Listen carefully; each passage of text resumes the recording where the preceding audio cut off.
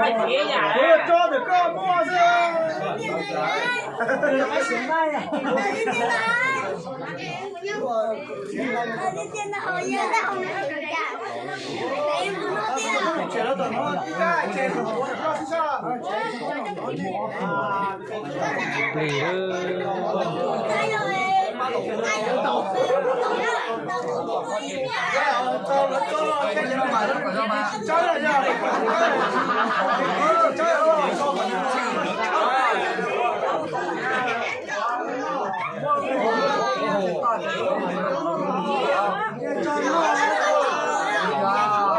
Cho của những đồ đó, bán đồ đó.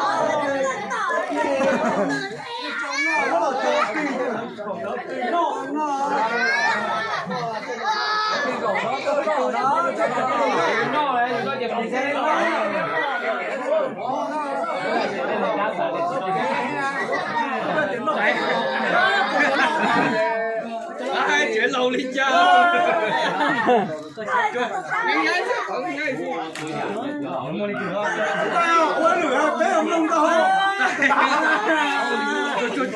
Đi cho hay à, đi cho luôn. Cho ngay. Cho ngay chơi. Đi bỏ thì cho luôn. Không chịu một sự lòng, không chịu sự hiếu. Cho đúng không? Tao nó chưa luôn. Tao nó phải nói có cái này kia muốn giải. Giải kìa.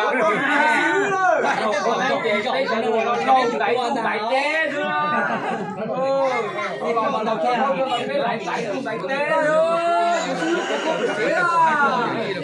Thấy cái gió thủy trên bay trên bể thuyền trời nói gì đó gì à cái phía dưới này à chưa phía tây nữa cái phía dưới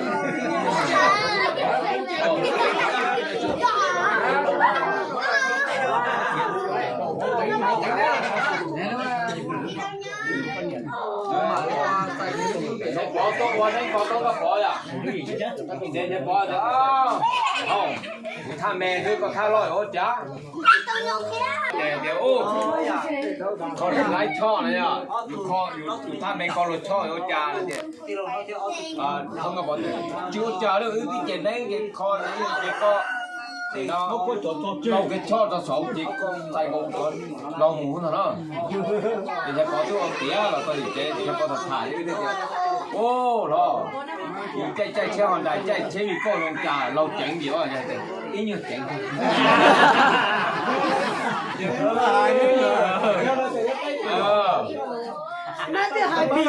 nó là mà nó béo sỏi nó béo chỗ kia